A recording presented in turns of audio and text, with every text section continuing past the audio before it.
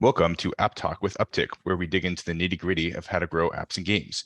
We speak with industry experts about specific strategies, tools, and tactics they use to find success, and we keep you up to date with emerging news and trends in the ever-changing games, marketing, and technology ecosystem. My name is Xander Agosta, Director of Marketing here at Upptic, and joining me today are my co-host, Warren Woodward, co-founder of Upptic. And our guest, Ismail Maiyegun, CEO, co-founder of Big Wolf. Awesome. Thanks for joining us, Ismail. Very excited to have you here. We got quite a bit to cover today. So we'll try and jump right in. Bunch of news, some announcements, and then quite an in-depth interview. So we'll just get started. Warren, do you want to do some announcements at the top? Yeah, so we did want to announce a couple things going on. So next week, we're going to be doing a webinar on July 20th. This is hosted by Singular, and it's going to be with folks from The Sandbox, Mythical Games, and Advertiser. And it's intended as kind of like a high-level intro to Web3 game development. What's kind of smoke, what's important about it. So that should be quite interesting. Free event, of course. And then also for anyone who is listening to this podcast on the day it is released, this Thursday night, July 14th, I'm going to be part of a Twitter space on a fun topic, which is why gamers hate NFTs. So that's going to be hosted on the Neo Tokyo Twitter space, and it's going to be at 11 p.m. EST. There'll be a recording that we'll post afterwards as well. Awesome. Our first section is Industry Insights, where we do a deep dive in industry news. We were worried that there would be a little, not very much news to cover this morning, and then we got the mother of all news fairies dropping off a really, really big and important piece of news. Yeah, holy moly, this is a wild one. So let me do a brief summary. I'm going to be reading from a Business Wire article entitled "Unity Announces Merger Agreement with ironSource." Here's a quote. Okay. Highly accretive merger is expected to deliver a run rate of $1 billion in adjusted EBITDA by the end of 2024 and $300 million in EBITDA synergies by the end of the year. The all-stock deal values ironSource at approximately $4.4 billion, representing a 75% premium to the 30-day average exchange ratio.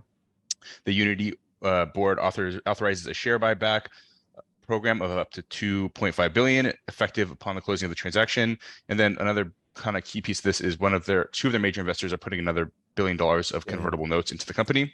Yep. So this is on the back of the 300 to 400 employee layoff that we covered last week on the podcast, and sort of just piggybacking on the conversation that we had last week. I think I talked last week about the concept that there's going to be some super winners in the mobile ad tech and gaming space, and I call that specifically Unity and AppLovin as examples of the super winners. And I think, I had sort of left ironSource off that list. And I think the core reason for that is that they're solely a mediation platform and an ad network, which is really a critical component of it, but it isn't really enough of a consolidation of the different components of the value chain to lead to a long-term breakout winner. And now with the, joining ironSource into the Unity family, this changes. And so now I look at AppLovin and Unity as basically the far and ahead clear winners of the space in terms of where I see the companies that are going to win the mobile gaming and app marketing space for the foreseeable future. A lot to unpack there, but guys, what do you think? Yeah, Ismail, let's go to you here first. I mean, you've been in the mobile dev space for some time. I'm sure like longstanding relationships with both Unity and AppLovin. Like, what does this mean like from a developer standpoint? Yeah, look, I think in our space, consolidation is a very common thing that we see. And I think especially in this current market conditions that we're seeing, it makes sense for some people to strategically protect the future outlook of their companies by pursuing some of these like mergers and consolidated plays. So as far as what I mean, look, they're both strong products. We've used ironSource to monetize and to acquire users in a couple of our partnership games over the years. Unity ads wasn't kind of a big part of the stack up until a few years ago, and that started to become increasingly a bigger piece of our like marketing stack, if you will, both on the monetization side and acquisition side. So I think synergistically it makes a lot of sense. So yeah, those are my early thoughts. I'm definitely surprised because I thought that I could have seen a future in which ironSource kept trying to I don't know, figure out other adjacent opportunities to pursue, whether it was related to Web3, whether it's related to, I don't know what else, right? Whether it's, taking the AppLovin playbook and saying, hey, let's actually launch a studio too. And like, let's aggressively like figure out that play. Like, I'm not sure, but so from that perspective, I was a little bit shocked, but at the same time, just the market conditions made me say, I can see why they did this. This makes a lot of sense. Yeah, that makes sense. More in your thoughts? Yeah, I mean, this is to me like one of the most interesting deals of the last year. I mean, Unity's secret sauce from an ad side for me has always been, I mean, they've always, from my perspective, really under-resourced their ads unit as a business, but it kind of didn't matter because they had this unfair advantage of, so much of the mobile gaming ecosystem is developed on Unity's engine. And, Yep. yeah, and so, what that means is like these games have the ability to essentially serve Unity ads by default. And Ismail, please correct me if any of this sounds incorrect, but like essentially like a game built on Unity SDK there's no additional integration needed to serve Unity ads. Click, right, basically. Yeah, for sure. It's one of those situations where it's smart. To your point, Unity is like the tool of choice for most mobile gaming studios, and Unity ads was just an obvious value proposition to offer to these people to say, hey, you need to make money, and all those other ad networks, they're complicated. Just use Unity ads. Right. You trust us to build your games.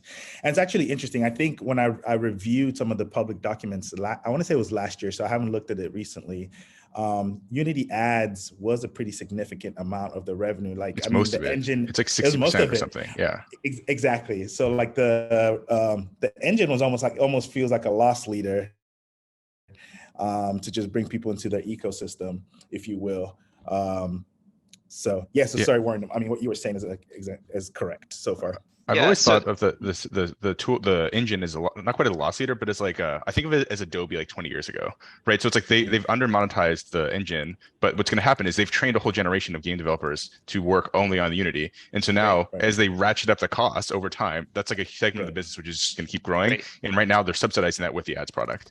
Anyway, what were we saying? Yes, yeah. So I mean, so the opportunity here is like it's been so easy to use Unity ads by default, but from an ad monetization perspective for developers, that's kind of like bringing a knife to a gunfight. Like if you don't actually have a mediation provider to have multiple ad providers bidding against each other, you're really leaving money on the table. Right. So if this pans out how it could, it essentially could mean any mobile game built on Unity by default has ironSource / Unity mediation. And it is, I'm not a dev myself, but like my understanding is it's just essentially like nightmarish to have to switch your mediation provider. Right. So if these games are shipping essentially with an embedded mediation provider, that is a huge unfair advantage for ironSource. And I have to assume like this is very very scary for AppLovin, which is I think the only serious competitor left in the mediation space. Correct. So I mean, you're touching on something that's like very relevant to some conversations I've been having recently with some of our investors, and some of which have very close relationships with AppLovin, and some of which are on the ironSource side. And there's like a big divide sentiments-wise sometimes between both of them. One thing that's worth saying is you're correct. They're the only ones worth talking about, but there are a lot. A lot of other ad providers technically come with mediation. I think even Google theoretically can mediate, but like nobody's ever gonna use, at least mobile app developers. We don't take them seriously. It's literally AppLovin's Max or ironSource. And then sometimes, honestly, some developers, they're not, they flip flop. They'll try one month, they try one the other, and it is a very painful thing to try to switch. And and I could say some controversial things about what I've been told about like which product is better. But what I will say is on the ironSource side, yes, they are definitely respected enough that like it makes Unity kind of become a scary competitor to AppLovin for sure from a mediation perspective. But AppLovin doesn't, I think the AppLovin folks wouldn't agree with me. I think they would tell you that like it definitely would not. Our product is just superior. It was created from day one to kind of do mediation much better and for XYZ reason. Well, so see. here, if you want to see the controversial stuff, I'm happy to. So I ran the rewarded video bucket of traffic for Upptic for for several years, basically since the beginning of our business up until, I don't know, a year ago or so. And what I found after testing both products extensively across a number of games was that the ironSource ROAS targeter was like by far, or sorry, not the AppLovin ROAS targeting tool was by far the most effective tool for ROAS marketing on the SDK network.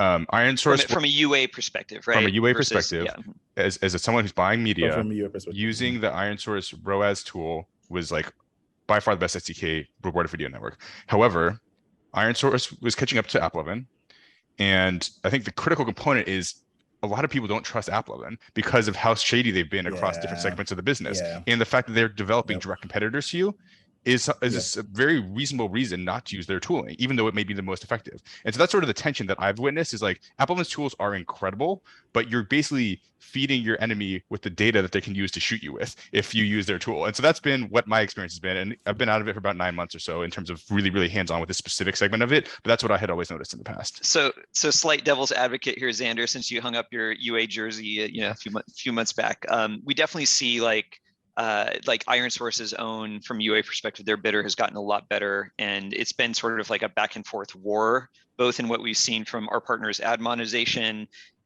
and from a UA perspective, which channel has more powerful optimization algorithm. So it's just like a war between those two titans of ironSource and AppLovin, where we'll see month over month, like one or the other having an edge. Right.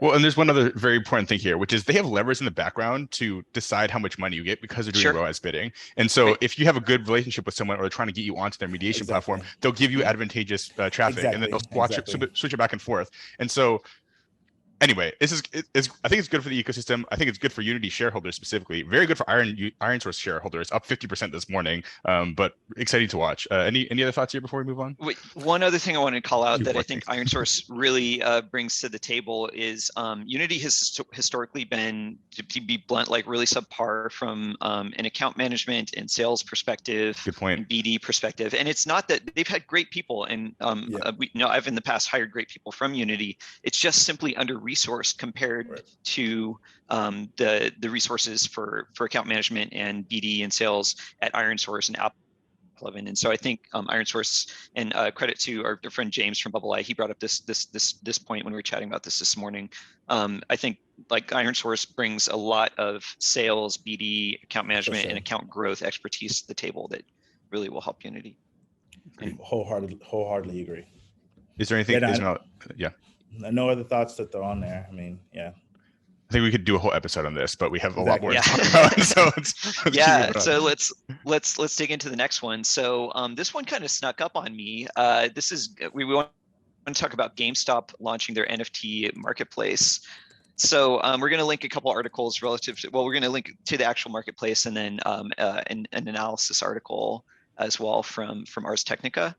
So I'm hearing different numbers around this. Was reading some stuff on Twitter that said that in the first 24 hours, GameStop actually grossly outpaced OpenSea for sales volume. But then in this article that we're linking, it's saying that like GameStop NFT was firmly number 2. But either way, in the first 24 hours, there's estimated to be about $1 million of sales volume, which might sound fairly impressive, but when you think about the model for NFT marketplaces, it's usually just a couple percentage that the marketplace is taking. You're not buying direct from, it's an eBay model. It's not that you're buying these directly from ironSource, from GameStop, and they're netting the revenue. So what that means practically in this launch day, they only netted $45,000 in revenue estimated, which is pretty paltry. But we're also in the depths of the bear market. Ismail, is there something you wanted to chime in here?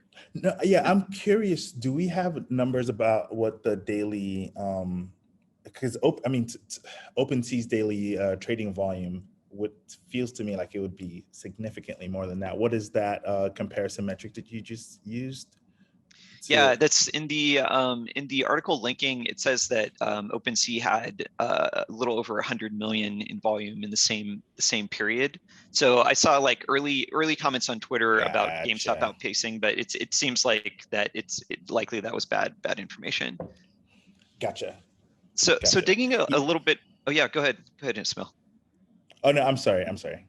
Yeah, well, digging a little bit just into like what this marketplace is. So I think what's interesting about it is sort of like how uninteresting it is at launch. Like it's essentially just another basic marketplace. Like they have some unique projects launching on there, but there's nothing gaming related. They basically said we're not supporting any gaming related assets at launch, and like that will come in time. And to me, this seems like a huge oversight.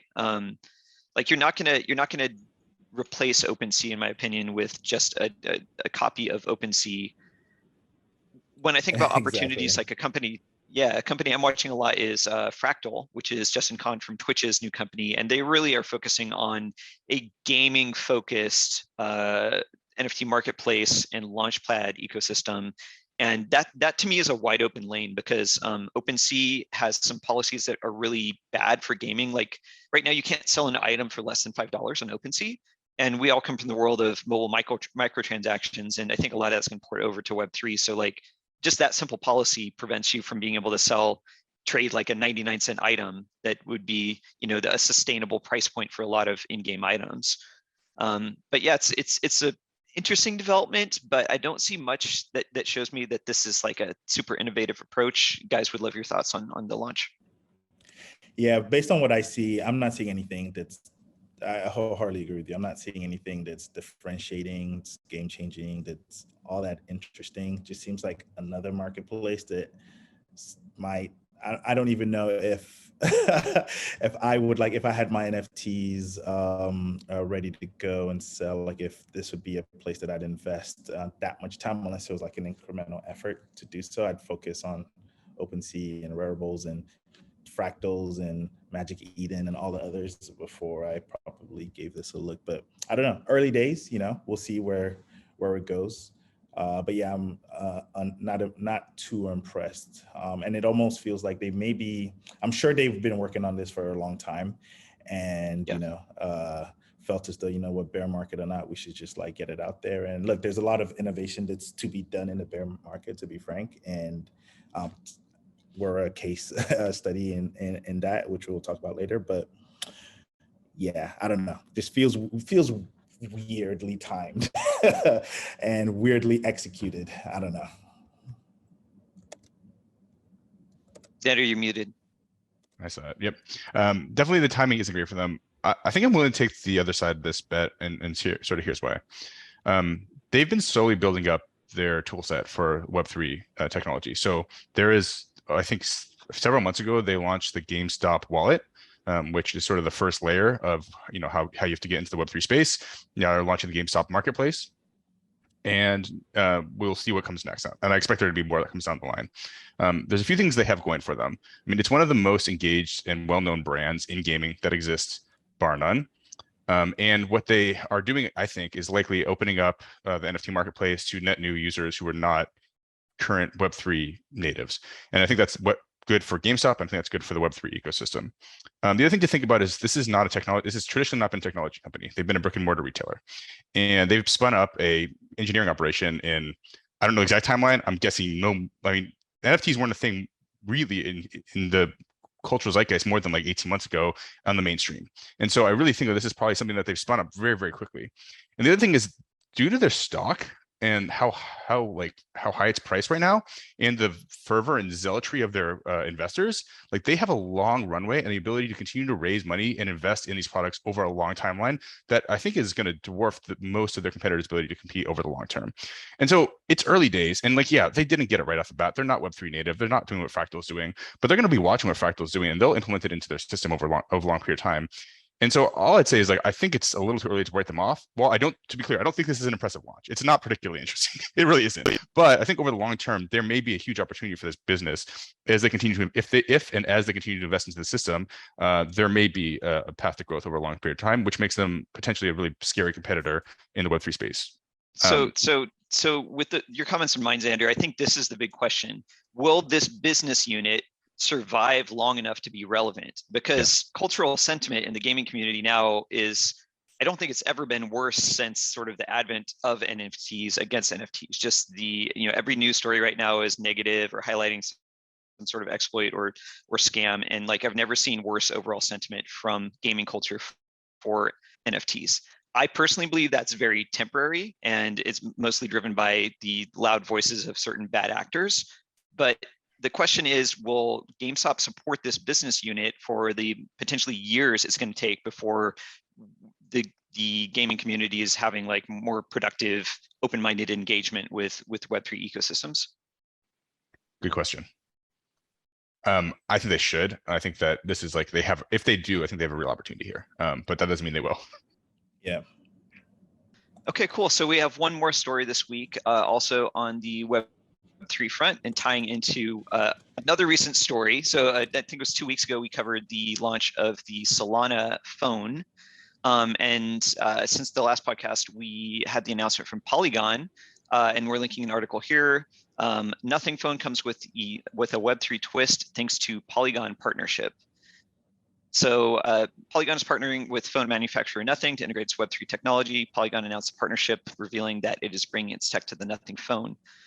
Polygon's VP of Growth said that their initial plan is to provide the Android-based smartphone with quick access to Polygon platform apps and games, and Polygon ID, a user identity solution using zero-knowledge proofs. In addition to apps and games on the Polygon platform, Nothing phone users will be able to access the network's payment and future features such as proof-based ID solutions, Polygon ID, etc. Polygon revealed that the end goal is to make all Nothing phone products and other ecosystem devices future-ready by backing sustainable and secure access to Web3 apps.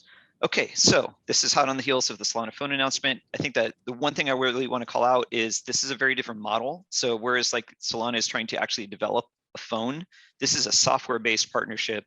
The company actually building the phone is Nothing. Nothing really wasn't on my radar before, so I did a little research before the podcast. This is really just launching focused on the India market. I don't know their plans to expand outside of that. I'm guessing it will be based on that launch. And this was also like a largely crowd-funded phone. So another aspect of this is there's going to be these, they're called like black dot NFTs, and they're going to the community that crowd-funded the development of the phone. It's supposed to give them like early access to future features, and other kind of vague benefits. So this is interesting. I think it's important to call out that there's more movement in the Web3 phone space. My main takeaway is personally is like I'm cautiously bullish on the concept of Web3 native phones. We really need them because the decentralized app experience on mobile is really bad right now. But I am not necessarily confident in specifically the playbooks of Polygon and Nothing, or of Solana here to just sort of like have the resourcing and expertise to actually bring these to market and gain adoption. Guys, would love your thoughts on this. So like you, I had not really heard about Nothing, honestly, up until I came across that article. I am also cautiously optimistic because I feel as though, so Big Wolf, for example, our thesis is, mobile first. We operate at the intersection of original IP, licensed IP, and NFTs. So it's in our best interest to make sure that the mobile experience kind of feels, top notch over time. And as you said, right now it's not, and it's not because of the oligopolies in place and them just kind of protecting their current interests and not supporting these Web3 native kind of experiences. So I'm rooting for them to win. I'm rooting for either them or Solana, just, out of, I won't say selfish interest, but just because like, I would love for it to be for there to be a place, a device that just you're able to, start it up. You're able to connect your MetaMask, connect your Polygon native wallet, whatever, your Solana wallet. And I think the Phantom is the Solana wallet that has like a lot of traction. Get Phantom going and just do what you do the same way that you do in free-to-play games. You can just like make an in-app purchase, pay your gas fees, and just get back to business and not have it be this like really weird thing where you have to go to your browser and scan QR codes and do all this. It's miserable right now. Yeah. Miserable hoop jumping that has to happen. So, but again, I get scared when I see these companies trying to do stuff like this, because like a company like Amazon that does have all the resources in the world, flopped when it had its kind of hardware aspirations with the Fire phone back in the day. But maybe times have changed, and maybe a lot of people have learned from some of those mistakes. And don't forget Facebook. Facebook tried to make a phone too. Facebook too, exactly. So yeah, those are kind of like my early thoughts on this. I mean, maybe the win out of these phone launches is not necessarily about them in particular, but maybe it's about moving the Overton window of just providing a playbook for like how we support Web3 on mobile, how platforms can monetize Web3 apps that have non-traditional models versus traditional in-app purchase. But that could be a positive outcome of this as well. My hope is that they get big enough to be scary, and that would be really good, because it would mean that it would accelerate the adoption of Web3 friendly policies by Google and Apple. And we'll see. I'm a little skeptical that will happen, because the traction, it has to be incredibly compelling. And the only people asking for these is a small minority of Web3 super users. And you have to get a sort of critical mass for this to be relevant. So we'll see. Let's hope so. And I'm hoping that gaming is the application that kind of can drive that, just because I think we all know here that, gaming is, people will maybe argue with this, but the numbers don't, is the most important form factor when it comes to games, right? It's, I think, the most lucrative right now. I think it represents almost 50% of all revenue generated. And so, I mean, I think if we're able to find the games or the game that is able to, that people are willing to acquire these devices, because that's the only way to really have the optimal mobile experience. And that starts to, again, help with the Overton window concept. Like, yeah, I don't know. I'm excited to see what happens and what kind of dent they can leave. Yeah, with the aspirations. Cool. Well, that was quite a bit of news to cover. I'd like to take a moment to pivot to our main section, where we'll talk about some of the eras of gaming and what's changed over time with our guest Ismail. So Ismail, will you just tell us a little bit about yourself, your background, what Big Wolf is, and sort of what is your core responsibilities and what you do there? Yeah, so Ismail Maiyegun, I'm the CEO and co-founder of Big Wolf. So the way we like to describe ourselves is we're a mobile-first gaming studio and platform company operating at the intersection of original IP, licensed IP, and NFTs. So what does that mean? It means we make mobile-first products, not just necessarily games. We think about mobile-first comics as something that's interesting. And we typically like to do them with an aspect of Web3, NFTs, or IP incorporated in them. As far as what I do for the company, I do everything from fundraise to business development. I'm an engineer myself. I don't code these days, just because there's just too much work to do for the company. We're about 35 people. Most of those are in Karachi, Pakistan. We have a handful of folks in the Bay Area. And yeah, that's me in a nutshell, and Big Wolf. So Ismail, I know I believe Big Wolf has been around for a little over 8 years now. Is that correct? Yeah, we've been around for some time. In our previous incarnation, we were a pseudo partner. We were a partner studio. We almost had this work for hire model where we would partner with some established studios to help them bring their games to market. I'm what you call a third culture kid. I grew up all over the world. So what that gave me is a network, a global network that was quite differentiated from most people's, especially when we started the company. And what I did is I leveraged that network to build cost-efficient engineering centers that allowed me to approach a more established gaming studio and say, hey, look, you're spending, $10 million bringing these titles to life, and they may fail. As a matter of fact, most games will fail. Have more shots at bat, like pay significantly less, and let's partner on the upside. So we did that for some time, and it was working well, but we started to say to ourselves, after we helped a few titles do really well, we started to think to ourselves like, hey, like, why not be like our own fully vertically integrated publisher and developer? We started to feel like the competencies that some of our partners were providing to us didn't feel like rocket science anymore. And we could see a pathway for us to do those things ourselves. And so that's what we did.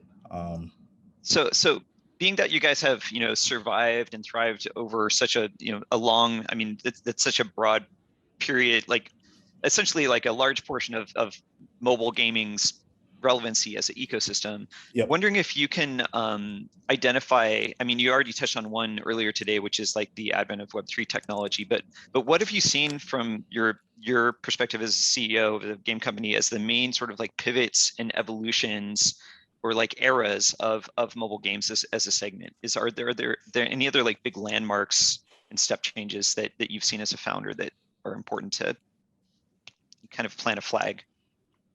Yeah, there are a few. There are some that has to do with, say, on the company building side, as it relates to how investors perceive a gaming company, their willingness to even invest. You know, when I started the company, if you didn't work at Riot, if you weren't like an executive at EA for a long time or whatever, like you're not raising any money from anybody, at least not from institutionals, right? And that started to change. And honestly, that feels like that has accelerated dramatically, even just in the last 3 years, 3 to 4 years. You're starting to see like some gaming focused funds, some that will straight up say, hey, we invest in content and studios, which is just like, it still makes me laugh because it was just such a funny world 5, 6 years ago. That would not be the case, but you're seeing a lot more of that. And you're seeing a lot of people also still continue to invest in infrastructure. Infrastructure was always the thing that most institutional investors would invest in. They're really like, hey, look, we get that gaming is big, it's a big deal, but we want to invest in the picks and shovels, as they say, not in like trying to find like the gold nuggets. So now you're seeing people take a multi-pronged approach. And honestly, in some cases, you're actually seeing it in many say, hey, actually, we think the nuggets is where you're going to become a transformational company, not in creating just the infrastructure, which has also been fascinating. When I first started getting into mobile games, I mean, my story is there was a guy I knew who was spamming the App Store, and he was generating a pretty significant amount of money doing so. I didn't like the spam component, but I love the premise of the ability to create these applications. And it wasn't just games, he was doing things across categories, but the ability to create these products that I could see how people were engaging with them. I wouldn't have to kind of send them a survey later on. We could just be sitting in a room together and I could just see firsthand how they interacted with it. Was really amazing. And so I spent a lot of time kind of trying to explore the space, trying to see how much smoke was being kind of communicated. If any, turned out that there wasn't any smoke, and turned out we were kind of in the midst of a macroeconomic, even let's say, change or world change, where as I dug into the numbers, like I realized just how massive focusing on mobile and mobile games could be. I mean, like, you know, last year, something like 72% of all app spend is in mobile games. And so I said to myself, it made sense to follow those tailwinds. And so from a kind of era perspective, there was kind of, you had like some of these spammers, you had some of this like the Wild West days, right? And a lot of those got like cleaned out through enforcement of policies, just people, you know, trying to exploit like ASO loopholes that always like kind of kept getting removed. And then you got into this moment of like more, let's say, quality games. But now the problem is it became harder for quality games to just stand out organically. So you would have the occasional Flappy Bird come out and, you know, do well and become like a part of the cultural zeitgeist. But it started to become increasingly hard for a game to just expect to do well based on quality alone. So you had to start to invest in user acquisition, and user acquisition is not cheap. And so I think that started to lead into this world where like the best gaming, not only the best gaming studios, but more and more studios started to realize that they needed capital to invest in marketing, and that potentially most of their capital may go into marketing. And so, yeah, those are kind of some distinct phases or like periods and points that I think I've noticed over my time in space. There's also related to the funding side of things, the concept of how companies are even valued and what was a seed round, and now this introduction of a thing called like a pre-seed. And yeah, I can go like super in depth, but yeah, I'll stop there for now. There's one thing. Oh, go ahead, Warren.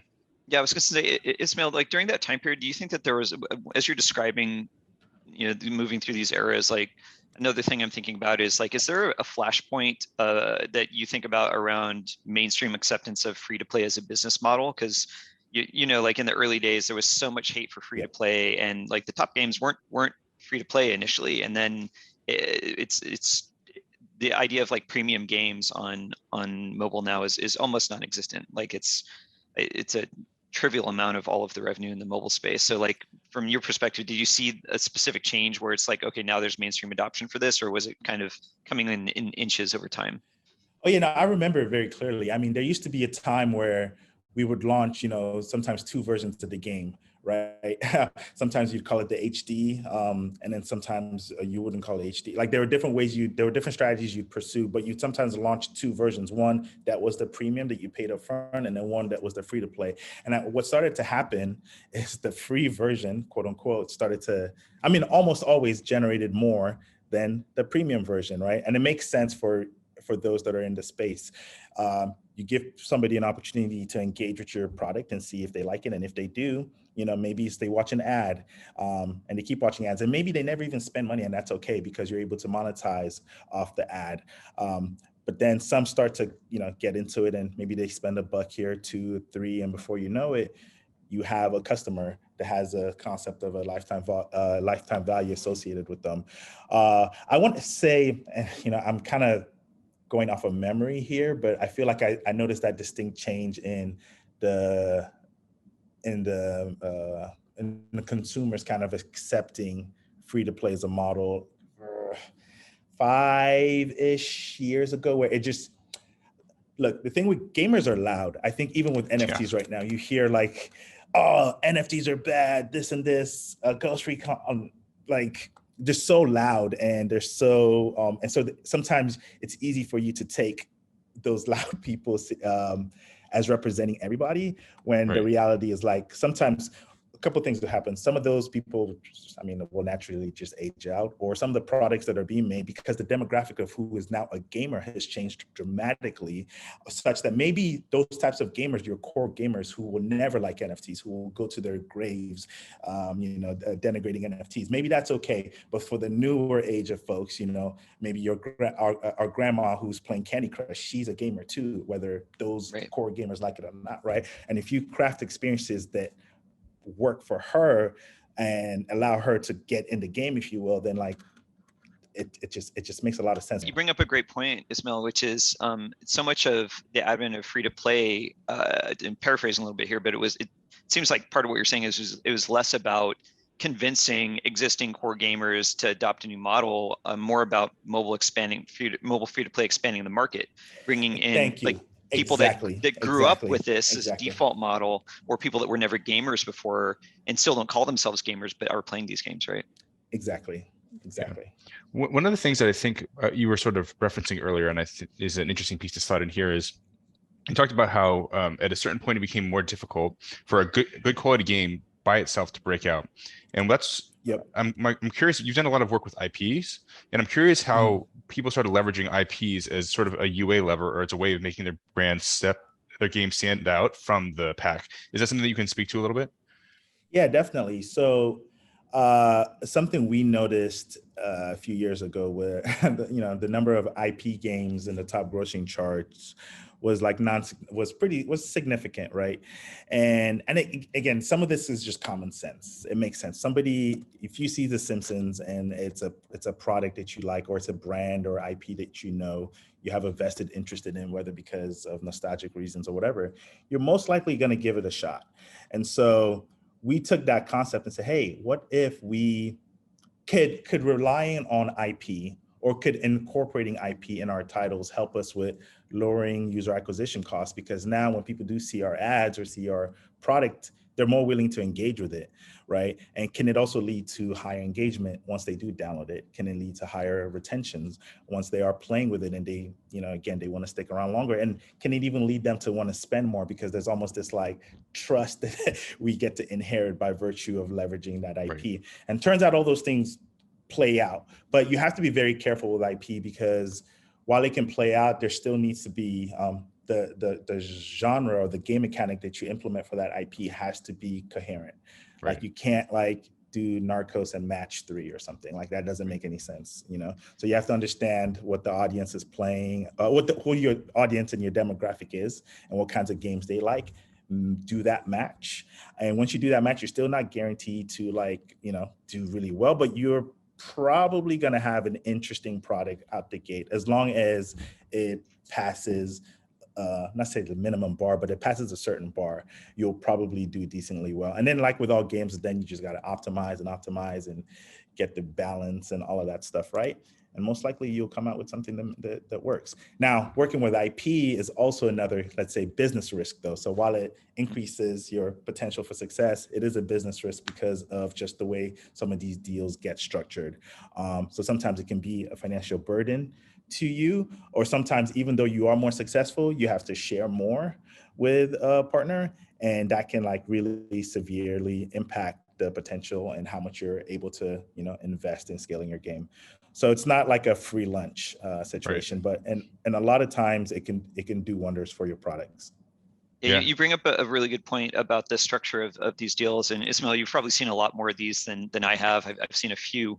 But that's really the risk of IP is like the deals are commonly structured in a way where the bigger the IP, the more the terms are going to be favorable and de-risking for the IP holder, I've generally seen.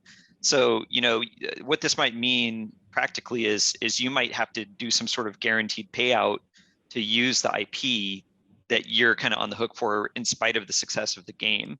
And so I'm curious, Ismail, if like when you're deciding whether to integrate an IP or if you have a game model and you're you know just trying to decide like should we use an IP versus like develop our own IP, do you try to kind of quantify like the increase of top of funnel conversion value, or how do you like do you have any heuristics for sort of like mathing out when and how IP makes sense in a game model? Yeah, there are different ways different people do it. Sometimes there are heuristics that people will apply to, okay, so how much do we think this IP is gonna lift, you know, our click-through rates and all this stuff, and I try to, you know, follow the numbers right down to the product. We found, and sometimes you can actually do these experiments, right? You put up the fake landing pages, the fake app store pages, and drive some traffic towards them, and just see what can an IP do for a certain type of game. For us, we do that. We do test some IPs before. Sometimes we even go out and try to get them just because to see like, is this even worth wasting BD efforts on? That's smart. But sometimes there is unfortunately a gut and product feeling that's very subjective that you have to, you know, that's based heavily on research. You know, it's not like you just wake up one morning and say, hey, I think this would make sense. It's like, okay, you've been making games for a while now. You've seen maybe a comparative game do something very similar with a certain audience, and you just know an IP really well and their demographic, and you just feel like it would make sense. You've done the numbers, you've done the due diligence, and it's just time to, again, craft a product. And yeah, it's a little bit of a risk that you do take, but that's how we've gone about doing it. And it's mostly panned out for us.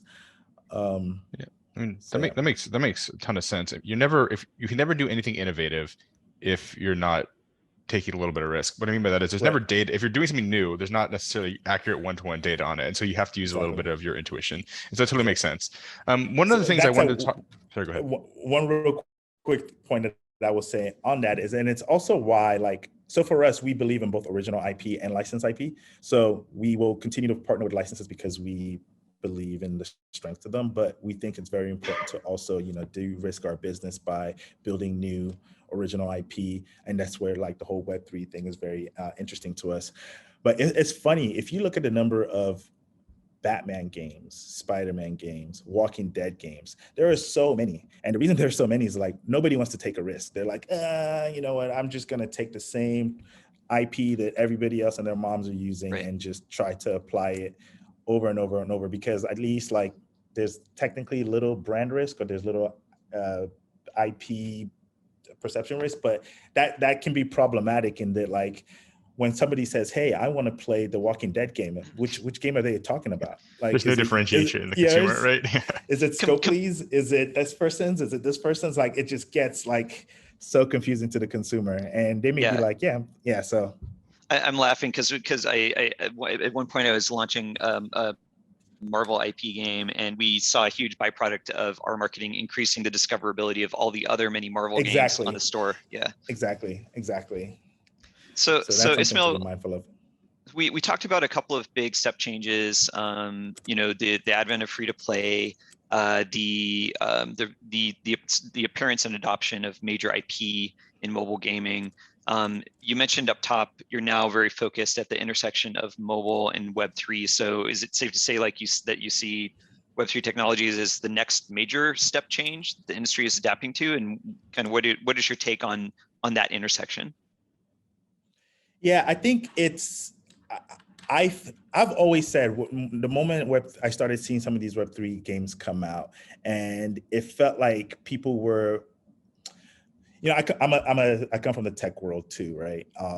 And I know I know a lot about how tech thinks. It felt very much like tech found this space to try to approach and do it from a tech first perspective, and not understand it like there's a beauty in the art of creating a game. And like I tell people, games are the hardest interdisciplinary product to make.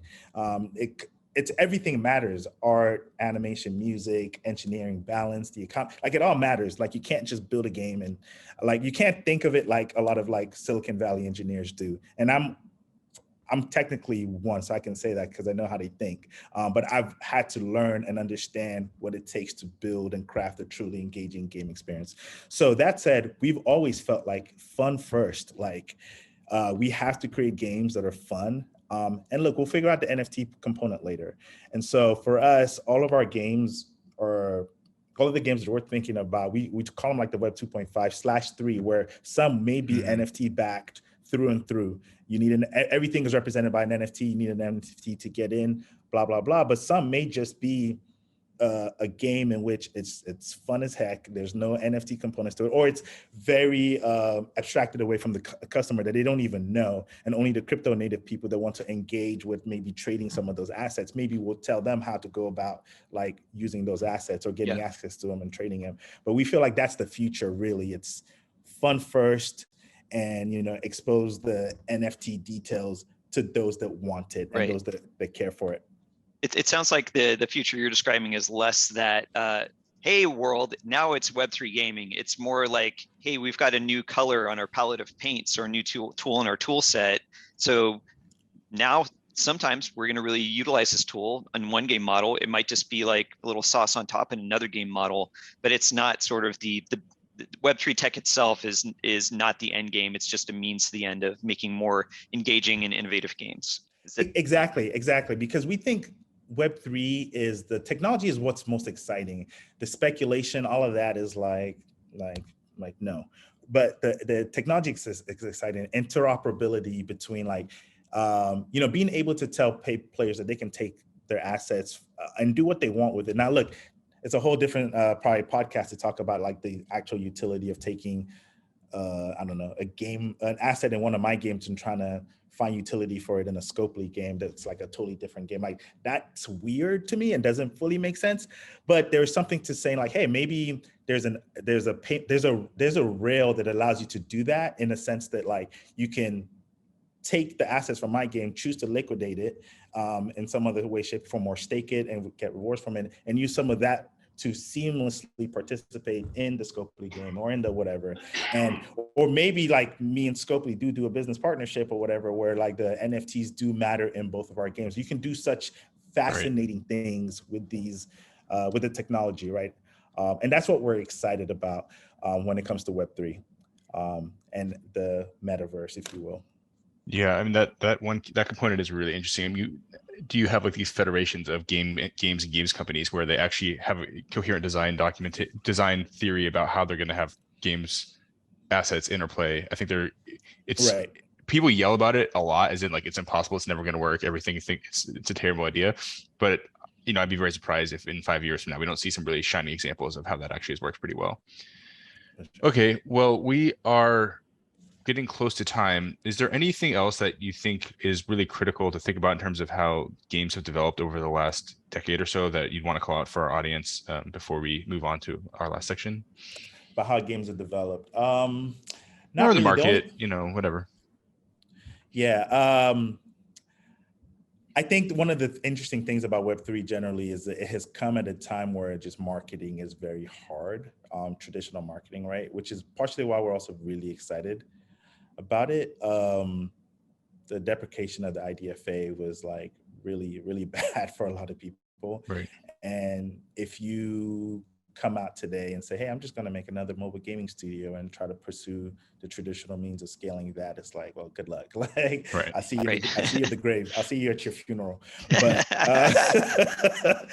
but if you're like, hey, I think there's, I don't know, there's this Web3 component, and this is how we're thinking about it, and it's novel, and players like novel, and PR likes novel, and I think that's the future. And then also just going back to an earlier discussion topic about being an OG is, I talked about how my competitive advantage when I first started was my ability to navigate the world, if you will, so seamlessly. Now I will say it's becoming less, but it's a good thing. I think talent has always been globally available. It's just, different cultures have always just been pitted against one another and made to think X, Y, and Z about one another. But now that the walls are falling both by choice and both by force, just because the pandemic and all these things, you're increasingly seeing like super distributed gaming companies, right? You're seeing companies with a lot of their development centers. We used to look innovative. Now we don't. Now we look like the only way you can actually create a studio today, which is to have a development center in certain key markets. Maybe you have your marketing and your game design folks in this other market, just because like you get to tap into existing pools that have existed from legacy companies that were in those areas. And that's how you build a successful gaming company today. So yeah, those are the only thoughts I can think of to share as far as like the things to be thinking about as it relates to game development in today's market.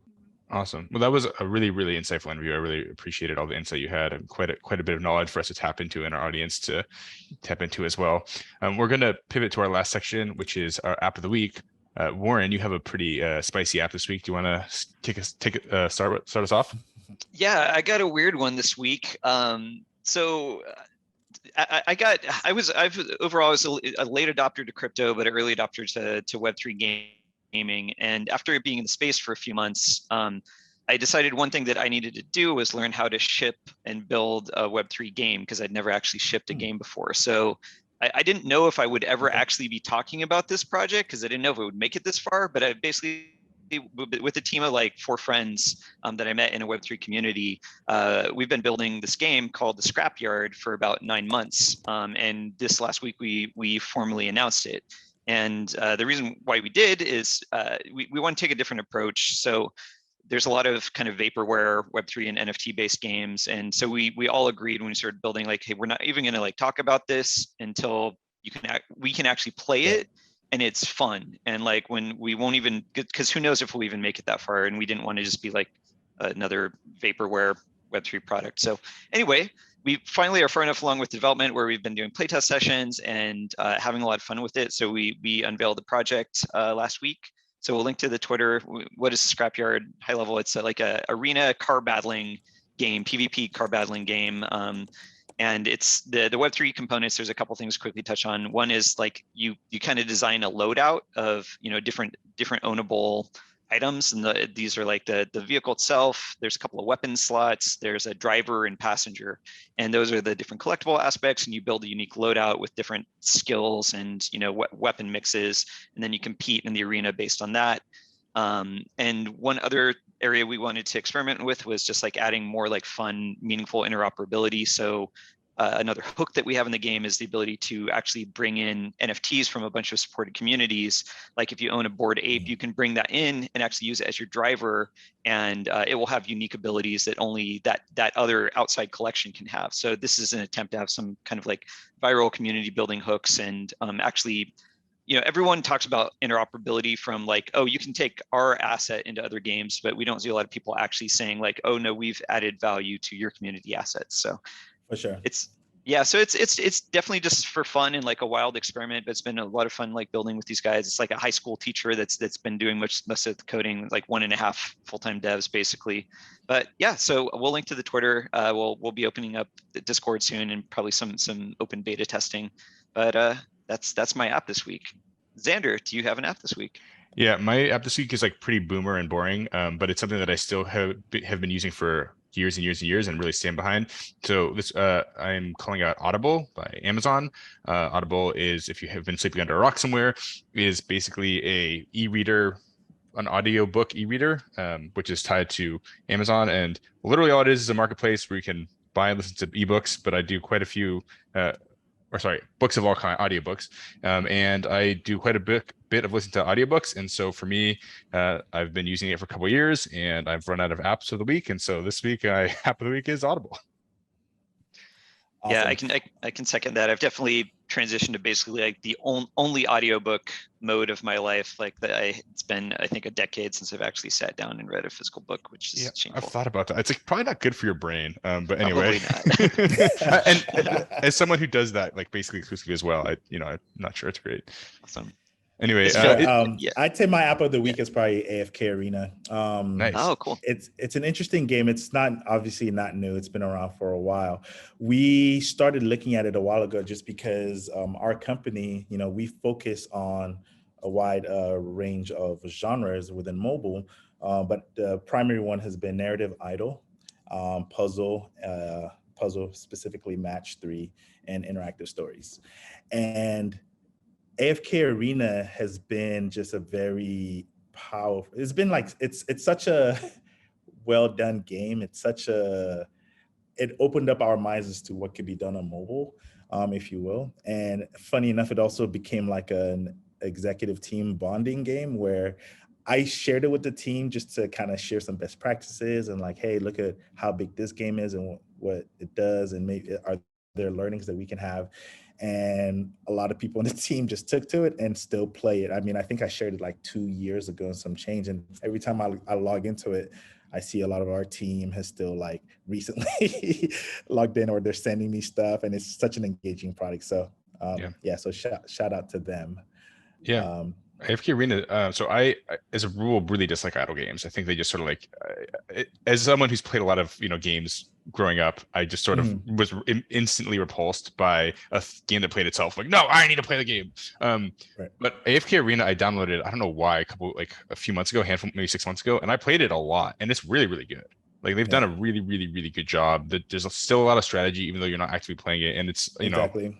I think it's an example of idle games done really, really well. So I find that I enjoy idle games more and more, like the older that I get and the busier that I get. Probably true.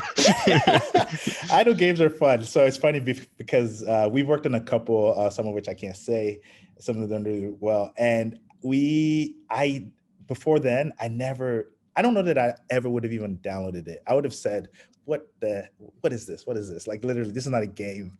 But as I started to study them and build them and think through them, I was like, I've started to play a bunch of games, both for work and for fun.